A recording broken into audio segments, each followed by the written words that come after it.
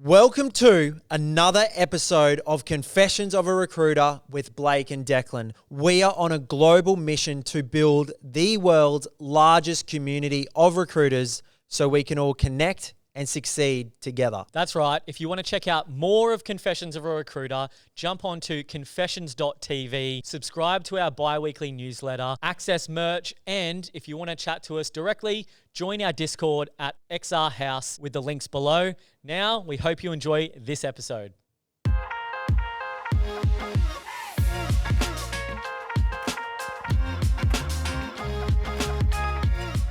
Welcome back to Confessions of a Recruiter. We're here with Tim from Recruitment Engineering Services. Thanks for joining us, Tim. Thanks for having me. I nailed that, didn't I? Perfect. Yes. You're a little bit rusty. First time as well. Yeah, first time podcaster. Mm. So how does it feel? Were you a little bit nervous jumping on the pod? Some people flourish, some people get a little bit clammy. How are you feeling? No, I was a little bit apprehensive to start with. Did a little flyby here beforehand, saw it all, the lights up there, and I think it'll go well. I'm looking forward to it. It looked legit enough? It did look legit. I just thought I'd better give it the once by as well. Yeah, nice. And I saw you both working away, and I thought, geez, they work late, don't they, over here? It was about 5 to 5. I mean, geez, that's a long day. We're not in the Gold Coast hours yet. That's it. I know. Haven't moved there just yet. Yeah. So, mate, you've had an illustrious career. We were just talking. You reckon 24 years in recruitment? About 24 years, yeah. Started back. You don't look like you would have been in recruitment for 24 years. I know, 47 years old at the moment. Little Peter Pan. It's the Yorkshire air, you see, when I was a bit younger. Chips and gravy for breakfast, black pudding and all of that. So, so started back in 1999. I think a few of your guests hadn't even been born by then. Yeah, mate, we were 7. Yeah, 8 years old. Good to go. On the phones by then, and no doubt. Absolutely. Yeah, definitely. That's what it takes, mate. Secrets to running a lucrative temp desk. So it started in 99. Started in 99 in recruitment, yeah. So did the usual and school and uni and year out and travelled and did all of that. Had one sort of job at Costco that was that was a bit different, and then obviously needed to get out, and like most people you've sort of spoken to, knew a few people in recruitment, spoke to them, and they said, oh, why not give it a go? Yeah. And 24 years later, I'm still in it. How nice. Good. And so what is the difference recruiting now as opposed to recruiting in 99? What are the stark differences going through that journey of a decade and more of recruitment? Yeah, that's a good question. I mean, I would say the fundamentals have remained the same. You've still got your candidates, still got your jobs, still got your clients. You still got to work on them all, at the same time, different times throughout the day, and structure and plan your day and everything. I mean, the big thing for me going back was the introduction, of email. From that. So that's moved on from just the facts and probably the whole speed of it that brought in. LinkedIn and the social media made a big change. But yeah, the fundamentals have still remained the same. It's still a people's game. It's relationship driven. You've got to be able to get on with people. You've got to know your market, etc. But yeah, I'll at least get to say something this episode now that Blake's back. That's me done anyway. I think I'm about done. But mate, can you paint a picture of what it was like in your first 6 months at Hayes? Was it just a sales floor and only anyone's form of communication was the phone? So was it just it's complete chaos, really. I mean, I remember my interview, which now I think, bloody hell, if they did an interview like that, you wouldn't get people into recruitment. So there used to be pods of 4, and they just used to give you a phone and a call book, and this was in your interview, and they just said, right, just call through these 20 people. And in the interview? In the interview, yeah. You had like a face-to-face interview and then a sort of group role play and all of that sort of thing. And then they just launched you into the sales floor. That was all pretty daunting. And they just go, right, off you go.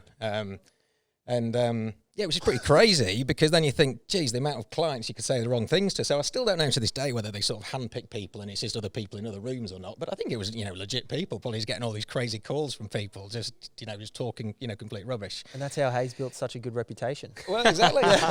Exactly. So then, the first 6 months, you then go on the resourcer program, which was awesome. I started off with 2 other people, and they're still there to this day. over in London. Wow. So they're still there. They've been, Diane Townsend, another one. She does. What are their position titles? She's runs an Ozlink, like for people from overseas looking at returning to the UK, and UK people looking at sort of coming over to South Africa, Australia. Then the other one sort of head of permanent recruitment, I think. Yeah, right. So have they worked their way up pretty considerably? Yeah, pretty considerably. They usually sort of say you're either at Hayes for sort of 2 years or 4 years or whatever, and then you either leave or you get blue blood going through your body. Yeah, because they've had a big change in the guard recently in Australia. Yeah, I don't know. I've sort of lost touch. Yep. Been down on the Gold Coast. I mean, when I was there, my person I got in with a guy called Clive Brown. He came out over to Sydney. Darren Buchanan, Simon Bristow. They were all sort of section managers reporting into Darren. And they all sort of came over and were pretty much running it over here, I think, at one point. But no, I mean, yes. So I just diverted off the question a little bit. But those first 6 months were, very structured. You do a lot of training.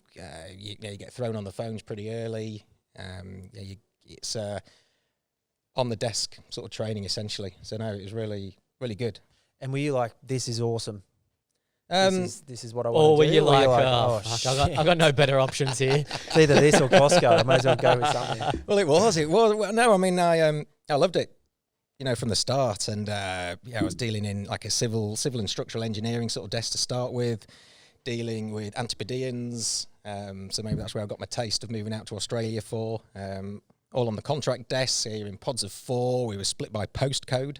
So I can't remember what postcodes. I had maybe like 6 postcodes I could work with, and then you could just deal with clients in that postcode, and it was savage in terms of candidates on the database, and you put them on, and then you got to do your forms, and there was cornerstones. You'd be interviewing candidates in the meeting room, and then you'd be calling up clients when the candidate's there in front of you. So all sort of good stuff to sort of learn, and take away. What's it like calling in front? Because I've only had one other person tell a story like that. What's his name? Mick Donahue. Mick Donahue. Yeah, and he used to do it for chefs, and they'd come in and Right. what's it like calling with your candidate in there? And you're like, mate, I've got a great person. Well, I know when you got confident, you'd have them on speakerphone as well, and just say, I think when it works, it's it's awesome. And you'd have your candidate there. I've just caught up with this civil engineer, or then moved on to town planning, and he does this section 106, and he's worked it here, and I think he'd get on really well in your, in your department. You mentioned you need somebody like X that you've taken on before, and the perfect one is, that sounds great, and said, he's got got a couple of interviews. Do you want to, can you come down, this afternoon and see you, and that's when it all works really well. Sometimes you don't get through, or they tell you to bugger off, or that sort of thing. So, ideally you then get trained. You got to package a candidate up. You got to try and make sure you canvas them out to all the clients, and then if you can get them 3 interviews, you can then move on to the next person. How were you submitting the candidates back then? By fax.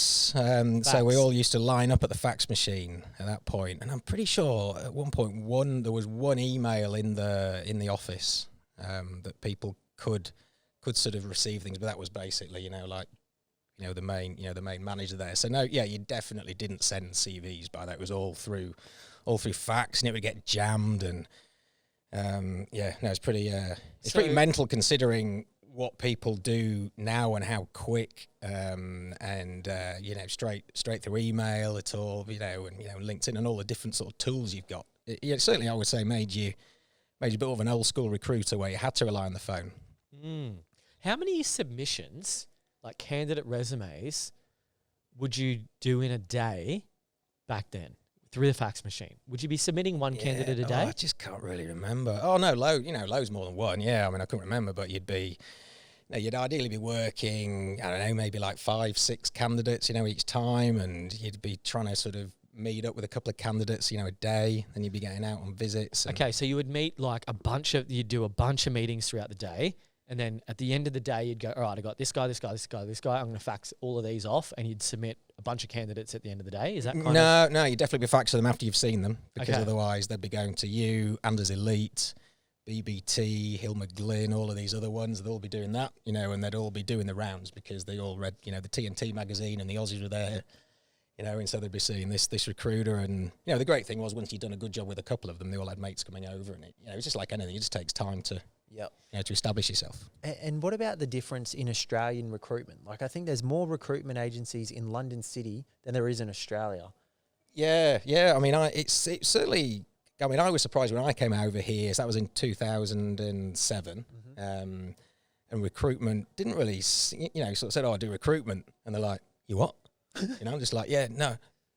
Oh, I find people jobs. Oh, that's good, mate. Yeah, can I have a job, mate? Sort of thing. So it wasn't so much seen as a career over here, I don't think. I mean, I presume that sort of changed with, with RCSA, etc., and people getting into more sort of career recruiters, which is a good thing.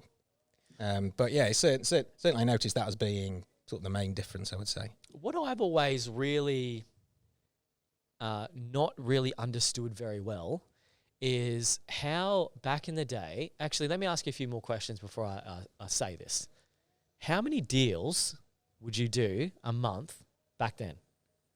Yeah. With the fax? With the fax, I mean, it didn't really slow down. I don't think it really changed between having email or fax, to be honest. It was just, it sort of changed. I think, I got it up to, and, they always like to start generally on my desk for some reason, you always start on 0, so then you all had to build it up, and then generally found once you got to 10, you started getting a little bit of churn.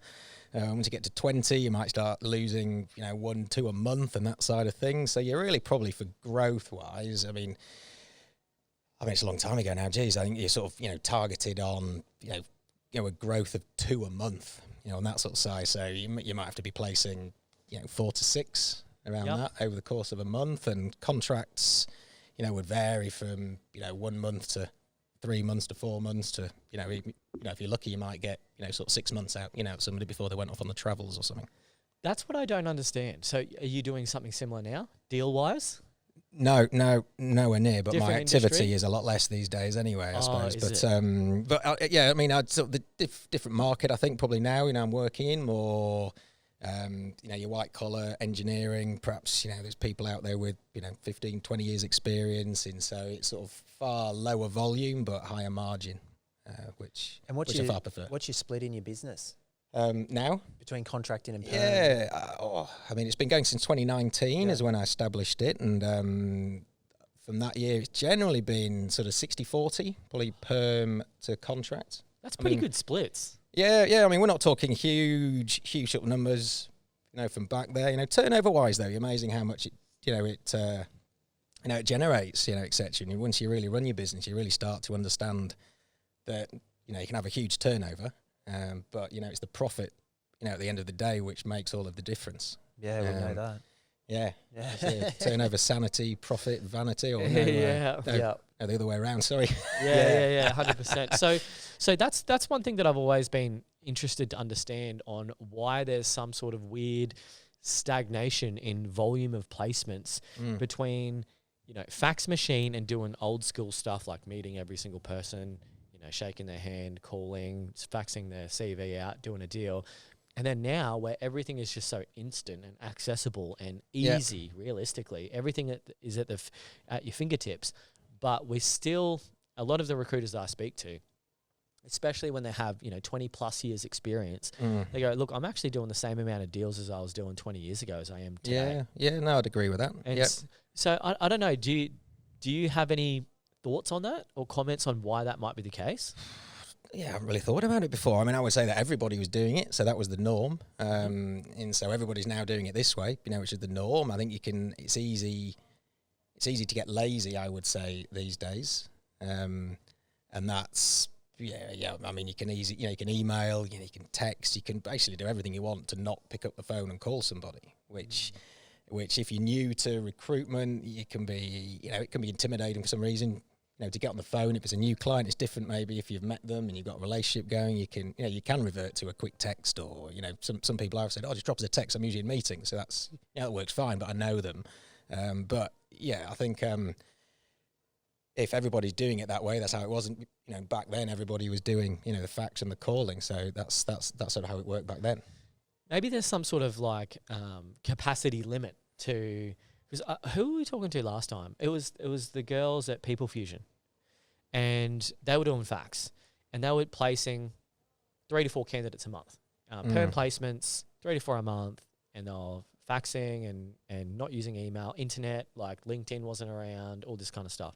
20 years later, they've got every bell and whistle, but they're still doing 3 or 4 placements. And they're like, I don't know why. Maybe it's all maybe it's the shiny balls that everyone's getting distracted easily. Yeah, but the activity is still the same. You still, the fundamentals, as I mentioned at the start, are still the same. You still, there's still the candidates, there's still the clients, there's still the job. So you're still, you're still contacting your candidates. You're still doing the submitting of the candidates. It's just a different way of doing it rather than fax and over email. It's it's a lot quicker. So if you're still doing the same activity, you might get the same results. Yeah.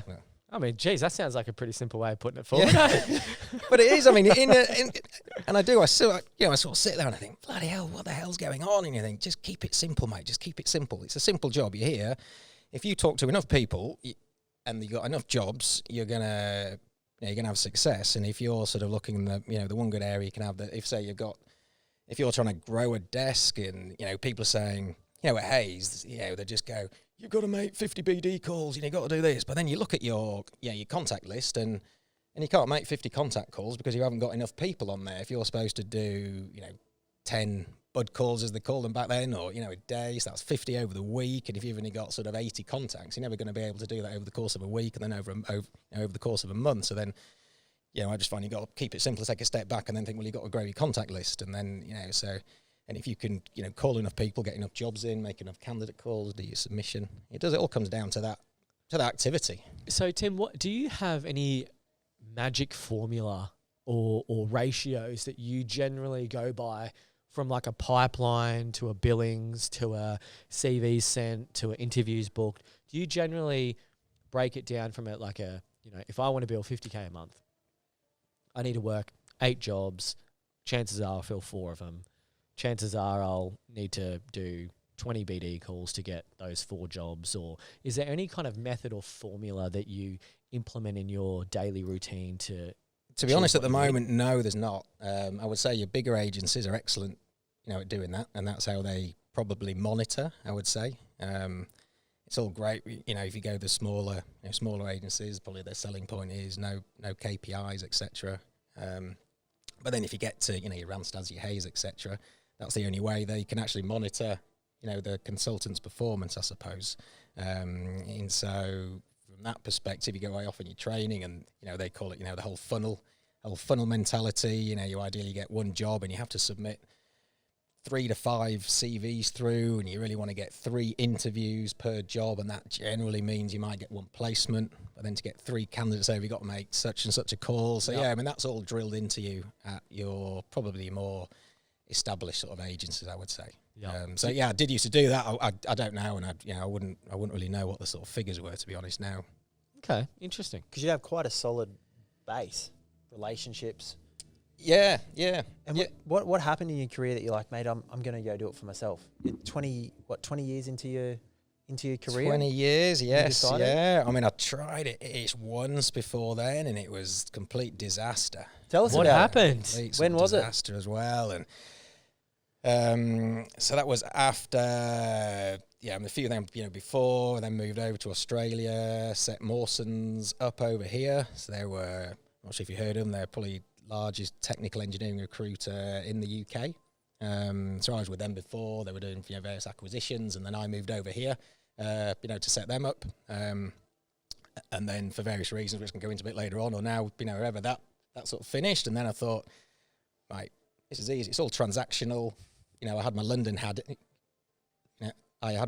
on, and it was sort of, just transactional recruitment. You got a good CV, you can find out who you're going to send it to, you just send it, absolutely fine. And it wasn't at all. So then I did a bit of commercial construction when I left London, because I thought, that'd be good, to do on the Gold Coast. Loads of building going on the Gold Coast and all of that. So then, it's just tough. I just didn't have the relationships, and I didn't probably appreciate the importance of having the right relationships with the right people. Whereas in maybe, Sydney might be, similar to a lesser extent, but London, if you've got a good candidate, it's a busy market, you call them up, you can send it over, and then you can start, gaining some traction sort of that way. So I was bloody going out I was driving around in the car, trying to find the different construction companies, because, I'd come over and I didn't have any idea, who was doing what, etc., and trying to build things up from scratch and send people over. And, it's just without the relationships, it's tough. and it's sort of slow, I suppose. And from there it just didn't happen. So you started your own agency? It was kind of working with somebody, and I was piggybacking off them, but they weren't paying me a salary or anything. So it was that first time that, boom, you haven't got any income. Gotcha. Okay, so you're basically comm only, like building an agency within an agency, so to speak. Yes. Yeah. Correct. And so what was the hardest challenge was getting your foot in the door and new clients? I would say so, without having those prior relationships. Yep. And so, I mean, it's probably something, if people are looking at building their own agency, which this is about, I think it's so important to have those relationships prior to it, or working with somebody that's got those relationships, and just ensuring the market is obviously, ready and busy, etc. as well. Interesting. And so are there any other takeaways from having a crack at that you could probably share? Like, for example, how long did you have a crack for, and before you thought, you know what, maybe it's not, this isn't for me? I mean, got to a stage, and that's why I think you need, the 6 months money, I would say. Yep. Probably to put away, which I didn't have, as well. So probably did everything sort of wrong, which maybe, is a good thing, because when you do it actually the next time, it's a lot more structured, etc. as well. So I did it a lot differently, the second time over. But I certainly think you need to have the backing. You need to have all your ducks lined up, ready. Probably worked on things before, so when you do go, bang, you hit the ground running. You're not thinking, geez, I need some marketing material, or I need email now, I need a laptop, all of that sort of thing. You need to get all of your ducks lined up properly and get it all lined up, and your insurances, and call lists and market, and your kind of structure, I suppose. And were you doing contractors then? I mean, back then I was trying to do anything I could get my hands on, yeah. Basically. That's how it sort of starts. But I generally found a lot was more on the permanent side, which is great, obviously, for starting up a business. Probably permanent is the easiest way to go. What was your comm structure going comm only? When I was doing, it was 100% comms, through to myself. Oh, okay. So when I was doing it back then. Oh, really? You're just doing it with someone. Yeah. Oh, gotcha. Yeah. And did you get any deals away? No. Okay. So it was just, it was just hard lesson. It was totally. But then, and that obviously affects, with the, the wife and, the family and, bills and mortgage, etc. and all of that sort of thing. And you had all that going on as well. Yeah, exactly. So was that a bit of a hit to the ego? It was. Yeah, totally. Yeah, because then you think, bloody hell, and you see everything else dwindling down. You got, mortgages and bills, etc. Couldn't pay those, etc. So yeah, it takes a bit of a hit, obviously. Yep. And then you got to backtrack, and you got to start again. And then which I think thankfully now has probably held me in good stead. I mean, the worst case, I went 8 months without making a deal. Whoa, when was that? One star. That was the end. It's probably around 2014, 2015. Before that, it was great. I was dealing a lot with the heavy haul rail mining, the heavy haul rail side. A lot over in Perth. A lot of projects finished in Melbourne, Sydney, Brisbane. Not lots of things were happening. People were laying people off, and that's boom. You're a niche recruiter in a niche area with not much going on, and that's when it sort of hits you, and you think, you're a bit vulnerable. And so that that's also in hindsight probably a good thing, because times aren't always good. And I'm a pretty level-headed sort of person. You got to, when you do have your wins, you got to enjoy them, but you can't get too carried away. And when things are going south a bit, you got to keep everything a bit in perspective.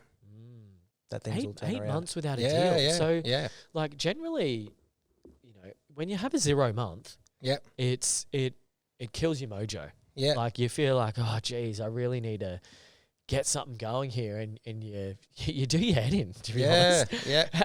How walk us through that journey of like 8 months? Was it like, were you working every day for 8 months, or did you just go, you know what, I need a week off and I'll come back and I'll have another crack? No, I was sort of working. I mean, it was I was making the calls out there, and they say, no, sorry, no, we're not looking. If we were looking, been laying people off ourselves. If we do know, if we are looking, we know plenty of people that are looking already. Yeah, and that's when you just think, oh, geez, and again, I didn't really appreciate that. It's tricky, at that stage.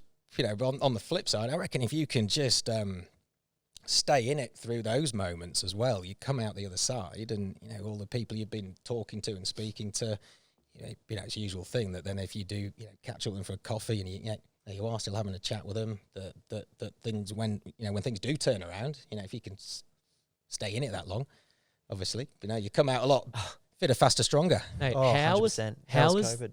how was the feeling of doing the first deal after 8 Yeah. months? Were you fucking cheering, or like what was It that like, about? Yeah, it was like party time. Yeah. It was like party time. It was Yeah. like, but you can't get too carried away, but take the week off. But yeah, that was the lowest of the low. Yeah. So yeah, and then which probably in today's market a lot of people haven't experienced. It's all like good. And if you're in the bigger agencies, mate, they'd kick you out, obviously, wouldn't they? And you'd probably move industries, or you might then move to another agency, and then you might have a go there and fail and that sort of thing. But it's Who were you with when that happened? that was with Mawson's when I was over here. Yep.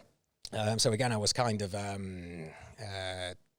withdrawn from the main sort of business over in the UK, and I was over here in Australia. Exactly. What did they say to you? Just keep trying, Was mate. there any performance management going on, or were they like, he's doing the activity, or? Not really. No, not Oh, really. geez, that's.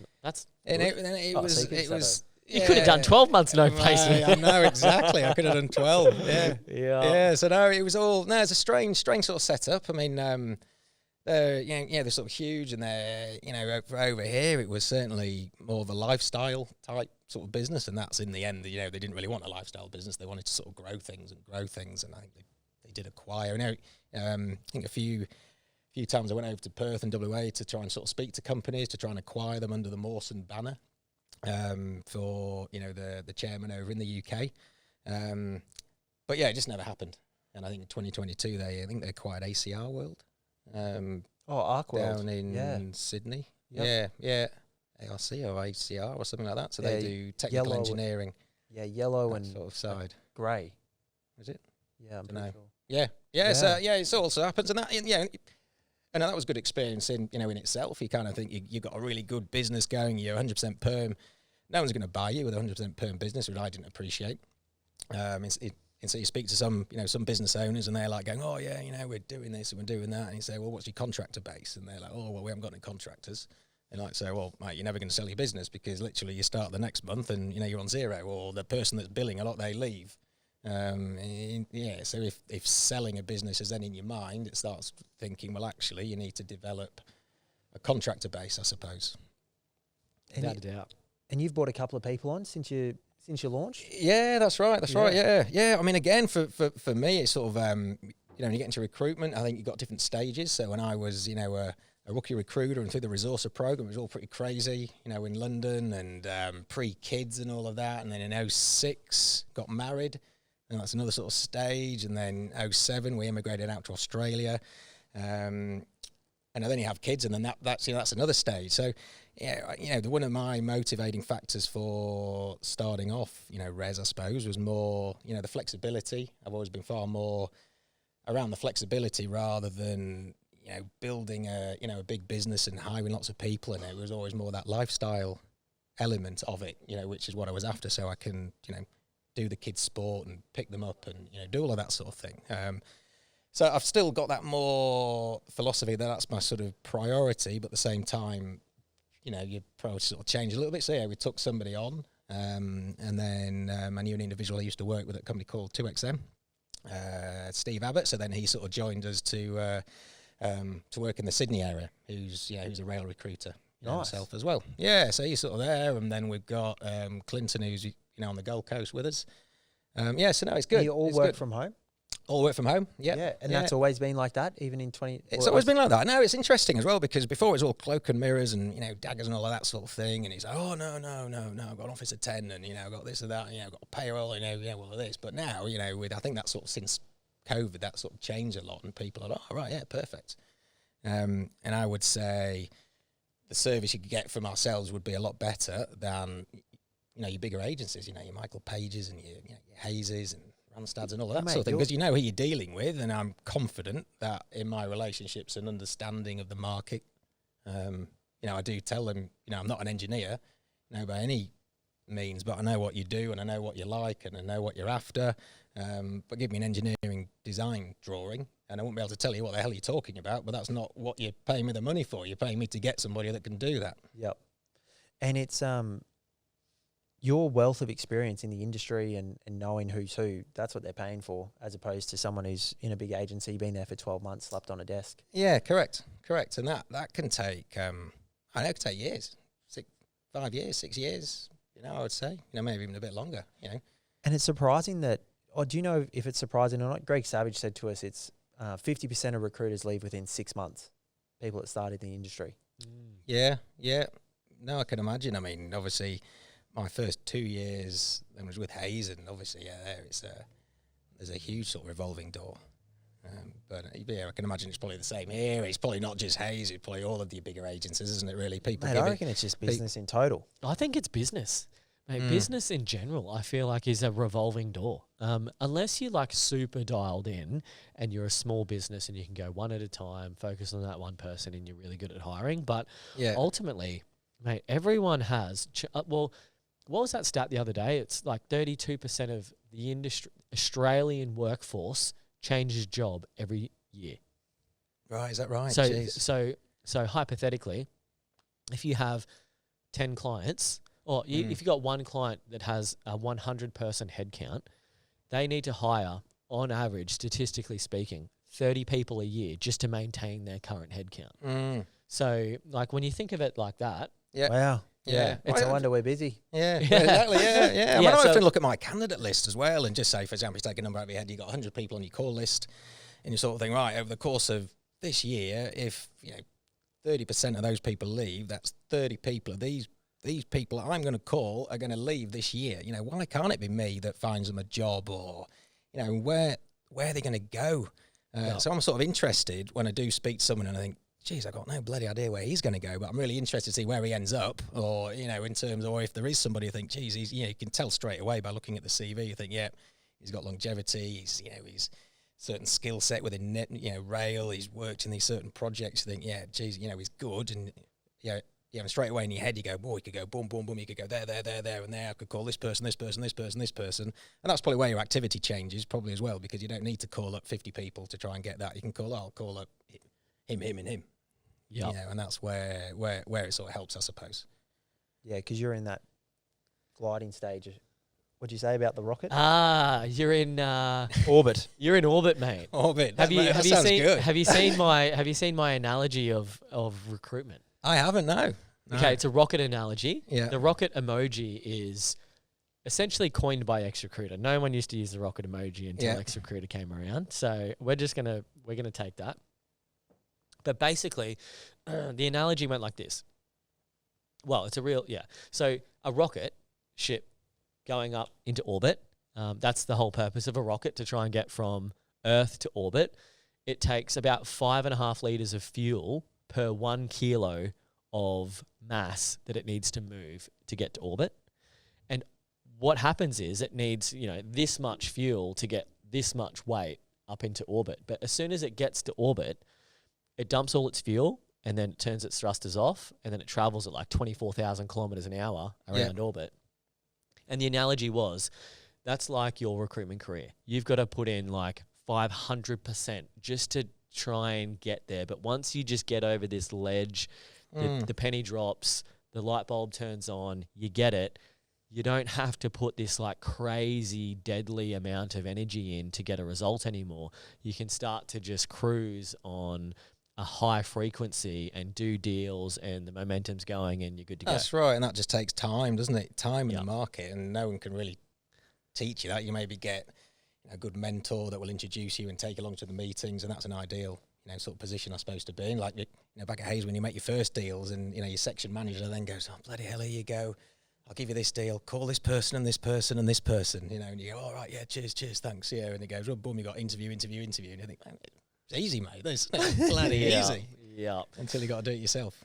Yep. So that was what Declan was referring to. You must be in orbit where you're just like, oh, okay, yeah, he could go here, here, and here, and it all comes naturally and without a huge amount of energy to be able to connect those dots. Yeah, and it's great. It's great. I mean, it's a great job. When it's good, it's awesome. When it's bad, it's bloody terrible, I suppose, isn't it? So it's keeping that middle ground all the time, and but hopefully you do think that it's nice when you feel like you're adding a bit of value to clients, and you don't feel like your typical recruiter, going, oh hi, yeah, sorry for giving you a call, sort of thing. You think, no, sod you, mate. You need me, sort of thing. I think it took me really hard, I couldn't understand the perspective that I couldn't wrap around the money, because to me, when I started in recruitment, I'd do 2 deals, 2 placements was almost my yearly salary when I first started. Yeah. So I couldn't wrap my head around why these people are charging so much. But then it comes around like a year or 2 later, and you realise that salesperson has generated X millions of dollars. That's right. Or that person's secured a project, or done cost cutting, or whatever they've done is exponential compared to the fee that you charge. Yeah, no, absolutely, and it can have a bad name, can't it? There are people out there that aren't that great, but the same in any industry. Like my taxi driver coming here, mate. As I told you when I walked in the door, I mean, he was dreadful, but he's still. You're not going to never go with taxis again. I'm not going to go with taxis again. I mean, I haven't caught a taxi. Well, I felt a bit old school, jumping in. I felt my age jumping in, but I couldn't find an Uber. I was actually talking to Jess the other day. Jess is a rec to rec, and she reached out to a recruiter, and she was just telling me this story, which I found really weird when we're talking about the value of recruitment here. And she reached out to this guy, and she goes, oh, hey, how are you? Are you looking for anything? I might have a couple of roles for you. And his response was, this is another recruiter. No, I wouldn't go through you because it would ruin my chances of getting the job. And she goes, why would you think that? And he said, because they'll probably pay me less if I go through you, because they've got to pay you a recruitment fee. And if I just apply directly, they would much prefer to hire me rather than going through a recruiter. Yeah. And I felt like that was the weirdest response from a recruiter, almost as if like, yes, do you not value the work that you do as a recruiter? If you can't see the value of another recruiter putting you forward for a role, how do you see the value of you working and putting a candidate forward for your clients? Like, what kind of recruiter would actually have that mindset of, there's no value in recruitment, it's just going to hinder your chances of getting a job? Do you find that a bit strange for a recruiter to have that perspective? Maybe he's just a dud. Yeah, that could potentially be the answer. Could be one of them. He must be a dud. I didn't ask for a name, so unfortunately we can't do any naming and shaming. Could be your next guest. Lucky you're not here next week. Could be your next guest. I've sold myself as the worst recruiter without making a deal in 8 months, so I'm top of the list for worst recruiter. That was the podcast, wasn't it? What's that? The worst recruiter of the year. Podcast today. You'd definitely be. No way. With how many putts you got, mate, you're definitely. Up there. I know. I was wondering what the target was. I think I got it in the 4th or 5th. Yeah. And mate, it's a pretty good time to be in rail. Like, there's a lot of rail projects going on. It's a good time to be in rail. It is. No, it's excellent, and that's where if you can stay in the market when it's not busy, to then turn that around when it is busy is good. Yeah, I mean, the downside, I suppose, that there's always a downside, but the rail projects they're all big, and Cross River Rail was what, $5.5 billion before you add a few billion to it, and Faster Rail is that $2 billion, that QTMP one that's like $9 billion. You got Inland Rail that was 5, then 9, then 12, then 19, then it sort of stopped, and there's loads and loads, but they're all big, and so they're one analogy is like it's like a big cruise ship. It just takes forever to actually get it moving, but when it does move, it's hard to stop it. Yep. Sort of thing. So, and it's very political. Sometimes people want more road, sometimes people want more rail. Governments change. They want to do infrastructure reviews, like Infrastructure Australia reviewing like 10, 11 major projects at the moment. So they're all kind of being looked at, and no doubt fuel will be rescoped and rebudgeted. So and then there's the client side, so things get stuck in the pipeline, and I suppose in the Brizzy market it's been really busy to talk about for 4 or 5 years, but very little's actually been delivered. Cross River Rail's the exception, and now probably Gold Coast Light Rail, and you got this this QTMP one coming through. So no, you're right, and I think everyone's pretty buoyant about the market within rail, within the civils, the infrastructure space, and then obviously the power and transmission, and those sorts of areas. So it's and it's all probably pushed on by the Olympics, and you've got this deadline that seems well in the future. So I'm really positive about it all. Yeah, that's awesome. And I was having a conversation with some mates down on the Gold Coast last week after an event, and we were watching the Light River Rail because it's going after it's going even past one of my friend's apartments, and she's like, it's just jackhammering all the time. Yeah. But are they building that? Because I heard there's a law where they don't have to, once that's built, then they can have any size building next to it. And that's the real reason why they're putting, because it's very, rails, like obviously old technology, like they could put an electric bus or something down. Yeah, it's all. It's just, you know what I mean? That's what Brisbane Metro They is, isn't could it? They sort of say just that's have right, a teleport machine, and then they could just go from Well, we're having trams. That's stage 4, I think. what? Trams, like the light rail on the Gold It's Coast. the light rail Yeah, trams. Trams, Yeah. yeah. Trams yeah. have been around. See what I Yeah. mean? Yeah, sorry, It's been mate, around for a but- long time. yeah, They don't. no, good they point. don't look took 'em like out your of Brisbane 19, because they were- 1950s trams. They don't look like that. You know, Yeah, going yeah, down around that sort of area. But But apparently that's why, because then they can build out next to it and they can put whatever size buildings, and then that boosts the economy again. there you go. Yeah. Really? Yep. Never stop learning. Yeah. So it changes like the The zoning of the zoning. areas. Yeah. Oh, interesting. So they just do a big little S, just a big S, just to Yeah, get just put it there. everywhere. Just going around Yeah, everywhere. beauty. Loop I'm it not sure around. Tom Tate cares, does he? He's like, yeah, mate, just stick a bloody great big high rise down here. You'll be Yeah. right. You'll be right, mate. Get it Yeah, done. and then like stage 4, Burley down to Coolangatta on that sort of stage. So yeah, that's obviously a bit political as well with all residents and this, that, and the other. But yeah, no, mate, yeah. Apparently To that's answer it. your question, there's lots going on. That makes sense. which to is me. awesome. Why they would do that? Yeah, Mm. 100%. Makes sense, yeah. Yeah. It's unverifiable. I don't know where Yeah. you got that. Probably TikTok or something. Yeah. No, I was talking to a mate. Just a mate I know. Hey, just wanted to jump in here. We got a confessions hotline, so give us a call, send us a text if you want to share any juicy stories, or even just ask a question that's been on your mind, because we'd love to hear from you. The phone number is 0485 865 483. Enjoy the rest of the show.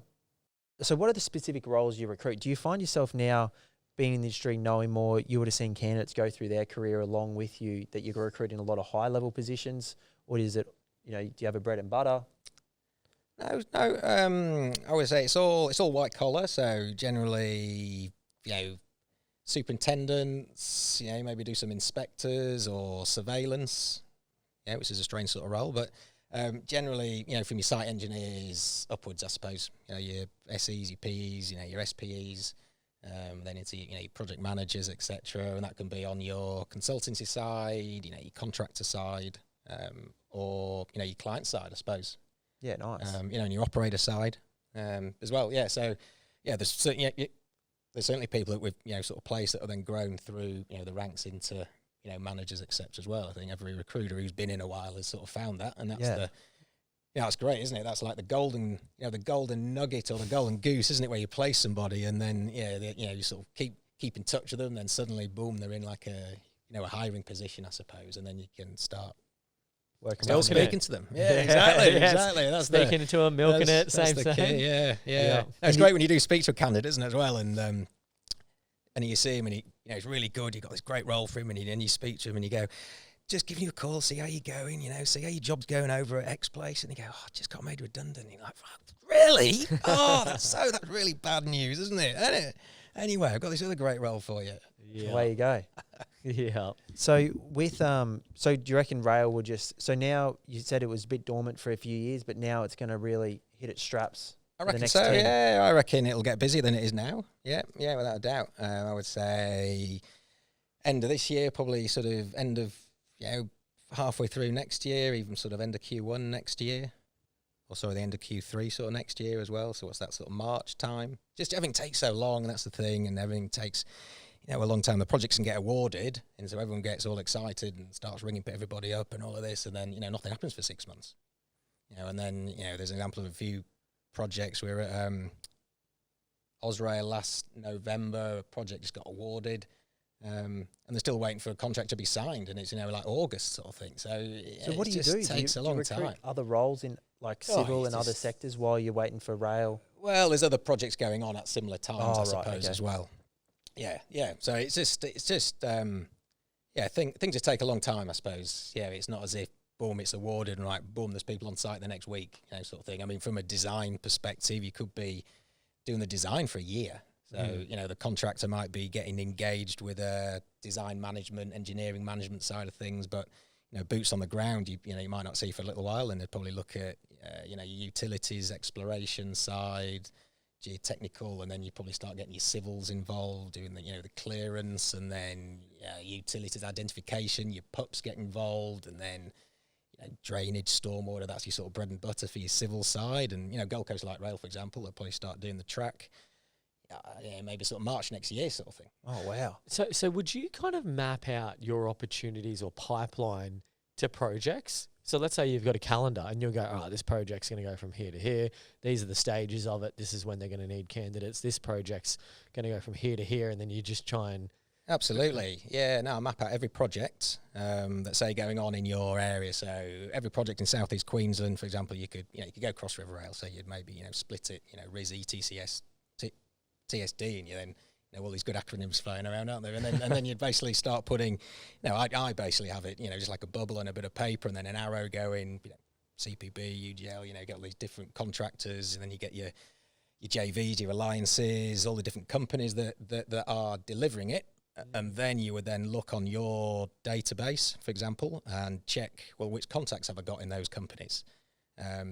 And then you'd start maybe realising, actually, I know somebody here, but, I only know 2 people, so therefore you've got to start doing more introductions. And, and that's the great thing about, LinkedIn, I think now. I mean, you can probably get overused and overspammed a bit, but, you might know somebody that would know somebody else. You can contact them, and then you can, find out who are the right people to be sort of talking to. And then it's probably the way you do your BD. I know there's sort of a big thing about cold calling is dead and all of that sort of thing, but there's still an element of it. I think you can make it probably less cold, a little bit of a warmer cold call, so to think. By working in here and you're working with him and you've done this, can we catch up? And then, you've got your, your integrity behind you, I suppose, or, your runs on your board, so to speak. And then you would do that for each client. You make sure you've got all of the contacts in there all laid out, and then you can say, well, I've covered off on that, and I've met him, and it's that. And if you go through all of that, you've met everybody you need to meet with every client,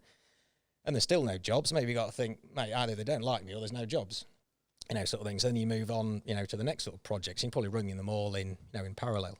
And I reckon I've started desks up so often that I think last time I did, I was like, God, this has got to be the last time. And started databases off from scratch about 5 times, and it's tough going and it takes time. But there's a definite model that if you're starting up from scratch, I think that I've followed a few times, and it works, etc. So it just what's takes that? Map it out. I would say, for example, when I moved into rail back in, when would it be, when I moved over in 06 and 07, I then did a bit of construction for a bit, and I was going around, construction camps, and that wasn't working. I thought, right, let's do rail.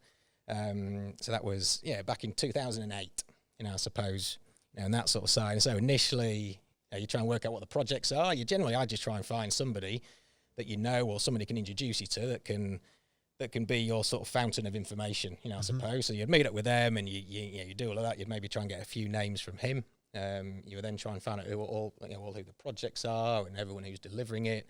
Then it's a case of going out, and doing your introductions. I think it's harder to start with if you don't know the market. I didn't know rail, to start with, but you've got to start somewhere, I suppose. Yeah, 100%. And then what's the lifestyle look like at the moment compared to working in agency? Yeah, no, it's amazing. It's where on the Gold Coast are you? Gold Coast in Varsity Lakes. Yeah, nice. Just up from Burleigh Way. So yeah, I mean, and that's the one reason I did it. Obviously the financial aspect is is great, but my priority has always been to be able to take the kids. I've got a 14-year-old daughter, a son that's just about to turn 12. They're very sporty. She does a lot of diving up in Southport at the aquatic centre. He's a bit of tennis off the boards. He's a bit of a tennis nut. So, so today, for example, he would have been doing training, and that means that he's got to be there at 4. So you might leave at 3:30 sort of thing. And if you're doing that a few times, but you still make up your hours, I suppose. And one thing I do hear a lot of people of when they do set up their own agency, they find, they put the kids to bed and they're straight back on the laptop. I've heard loads say that. And I'm like, oh, mate, I'm just not like that at all. That's why I didn't. That's what I wasn't looking at doing. They don't really call. That sort of time. If they do, I'll take it. But, at the same time, if they're going to bed, at sort of 7 or 7:30, I can, I sort of manage my time, basically. And I'll make sure, I sort of speak to them. If they call me at 7:30, 7, it will do. But Yeah, when do they ever call? yeah, Yeah. they generally don't. They to be never do. honest. Who's calling a recruiter for candidates at that 7 sort of o'clock? time. And one thing I think people can, if you can decompartmentalize a lot of things and you can put it away in that brain, and you're still going to be there tomorrow. Yeah. I think just because people are banging out the 60, 70 hours, the reason I did it was so I could spend more time with my kids, I suppose. Flip side of that, in 6 years' time, I won't sell it for $10 million either, I suppose. So there is that. It depends what your priorities are. If you're in it to make a ton of cash, then awesome. But my priority is more the flexibility. Yeah, you're still going to be in a better spot as Working in an agency. business. Yeah, reckon. So what does the future look like now then? Do you plan on just keep doing what you're doing, or do you have any aspirations when they get a bit older? Maybe you add a few more staff on, or I mean, things sort of change. We say you want a lifestyle business, but then we've got somebody else on, and with Steve in Sydney, and you've had conversations, and depending on what stages you are of your life, I think things sort of change. But I reckon it will still be nice to have more of a niche sort of boutique agency. Got no aspirations of growing it big at all. I think it would be so sort of a pain in the arse, I think, basically as well. And then you would be doing your calls at 7 and 8 and half 8 and all of that sort of thing. And that's not my priority to do that. If it is to grow, then I think you got to do that. Well, I think there was a couple of stats that came out the other day, and the most profitable agencies are 5 staff and under.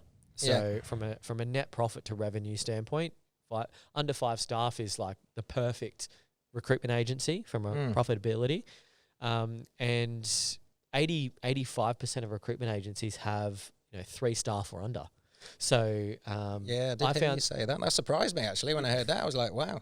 Yeah, I didn't expect it either. So it's interesting to hear that recruitment is going further and further towards not a gig economy, but like an independent recruiter economy, where if you are billing 300K, 400K, 500K at an agency, why wouldn't you just go do it for yourself? Maybe your billings aren't as high because you might value life, quality of life over the billings. Maybe you don't have as much structure as you were used to, but ultimately you'll earn more income. You'll have a little bit more freedom, and there's no reason why you shouldn't be able to do it by yourself. No, totally. I mean, if I had my time again when I came to Australia, I probably would have done it a bit differently. I think it's, I just thought, boom, it's easy. You'll just come out, you get good CVs and send them off. I think, and my advice, the advice I received, which I didn't follow, was you probably want to join one of your bigger agencies and, spend 3-4 years there before you would probably try and contemplate doing something by yourself. So I didn't, the first day, and this is showing my age back then I got a BlackBerry and I sat on Carrowa Beach. And I thought, geez, how good's this? And then I went to play squash, that evening, and I sat there as a pommy. I was burnt, and I sat there and I sort of leant back and all sand fell out of my pocket as well, just before I went on the squash court. And people were like, oh, you've got the life, haven't you? I said, yeah, it's awesome, all of this. But then after a while, you kind of realise that you just need those relationships. I think Queensland is very much, relationship driven, maybe more so than other, your bigger cities, probably. So what would your advice be to someone that was in your similar position before you started your agency, and maybe they have a couple of years experience, or they have a lot of experience and potentially there's some sort of fear factor there? Is there anything that you would say to yourself, looking back 10 years ago, 5 years ago, that you kind of wish you took on board? I would think probably, make sure, the market's good, that you're working in, that the pipeline is good. And certainly, make sure you've got a bit of backing behind you, I think, probably. Like savings? Savings, I would say. Just something to pay yourself. But it depends what stage of your life you're at. I mean, I had mortgage, 2 kids, wife and all of that sort of thing. So you do need to make sure, because it's stressful as well. If you haven't got, money to do this and you haven't got this, and I would say by the time you start, it can take 3-4 months for your first invoice to come through, especially if you're working on the permanent side. Because people can be, a month's notice, and obviously various reasons, I suppose, as well. So certainly if you haven't got that background and support, things can get a little bit stressy. Yeah, 100%. So have a bit of savings there for at least up to 6 months of no income. Yeah. And what was the other one? Probably, the market, the relationships. Yeah. I mean, if you can have a bit just being generated around, on the side as well, so it's not a cold start. I mean, the perfect position would be to be able to, transition a contractor or two sort of over into your new agency, to be kind of having a few jobs that are live-ish. So it's, you can jump on things and start working on them. Have you had much kickback from changing from agency to agency and starting your own, like from the previous employers? Legal letters? What's that? Legal letters? I did when I left Hayes, sort of back in the UK. Yeah, they were all over it. Yeah. I don't know. It's always a weird one, isn't it? I think, and then I've spoke to so many people that do get the letters, and I've never actually known anything to be progressed through from that way. But everyone's got a very strong opinion about it, I would say, as well. Like, they can't stop you, getting a standard of living and all of that sort of thing. And then everyone goes, oh shit, but I'll just try and contact people I haven't been working with. And I reckon, I don't know, if you can do it sort of smartly, I suppose, and you don't go after, the top one target that, that they're going to be talking to, and I would just let the dust settle. I don't think there's any reason you'd need to leave it for 6 months, but you probably don't want to jump into your main client, within week 1 or week 2, etc. Yeah, good advice. So there's certainly ways you can do it. Yep. Yeah, 100%. Awesome, mate. Well, look, thanks so much for coming on. I think it's been refreshing. It's been good. Thanks very much. No, thanks for having me. Having our first half Scottish person on the show. Indeed, mate. Half Scottish, half Yorkshire, all of that. Yeah. And before we go, though, do you remember the rule of the podcast? Well, I was actually trying to find the last couple of episodes, and you haven't asked this question on the last 2. So I was like, mate, they've stopped asking. So Isn't it on the intro? I thought there's an outro. Is there an outro or an intro? Oh, I don't listen to the full episode. Oh, mate. Well, you know what? You must know what the rule is then. What's the rule? A question to pass on, or what is that? Oh, you don't know the rule, mate. We're gonna have to start this again. The rule of the podcast is if you like it, if you like it or you hear it, you got to share it with a friend. No, I did know that. You said that at the start. To be fair, you did say at the start. Because we want to cultivate like a really good, strong community of recruiters. Throughout your career, have you seen any agencies that people working together, or is it always like dog eat dog and don't share candidates? I would say definitely to start with. Yeah, absolutely. I think hopefully when you get to my sort of age and level, you kind of you stop caring a bit much. Yeah. A bit about that, and I do catch up with people. I do speak to people, on LinkedIn, and I think you maybe just get a bit more mature about that, and you kind of know that everyone's got a niche, and they're not going to bloody work on that role. If they're a direct competitor dealing with the same candidate, that's all good. But I speak to civil recruiters and other people I've worked at your bigger agencies, and I think it's great. It's difficult, running your own business. So I think if people can sort of help, and I think it's amazing what what you two are doing. It's totally sort of different, and from your sort of backgrounds, from doing this and doing your day job, and I think the persistence of keeping on doing it every week is probably sort of tricky. So no, it's really impressive, what you lot are doing and trying to bring everyone together. I still don't reckon people will when they're in the first 2, 3, 4 years, because that's that's still the mentality which you're trying to break. But once you get through that, you start to appreciate that actually everyone's got a pretty similar mentality. And if you're in recruitment a while, you're generally not a bad sort of bloke or lady or whatever, are you really? Yeah, 100%. true. Yeah. Well, thank you for the kind words. Thanks for jumping on to Confessions of a Recruiter, and thanks for having us. Hopefully everyone enjoyed. Thanks Awesome. very much. Cheers. Thanks, Tim. Bye. Thanks for tuning in to another Confessions of a Recruiter podcast with Blake and Declan. We hope you enjoyed and got a lot of value and insights out of this episode. If you do have any questions or you would like to recommend someone to come on the Confessions podcast, we would love any introductions. And remember the rule of the podcast: like, share, and recommend it to a friend. Until next time.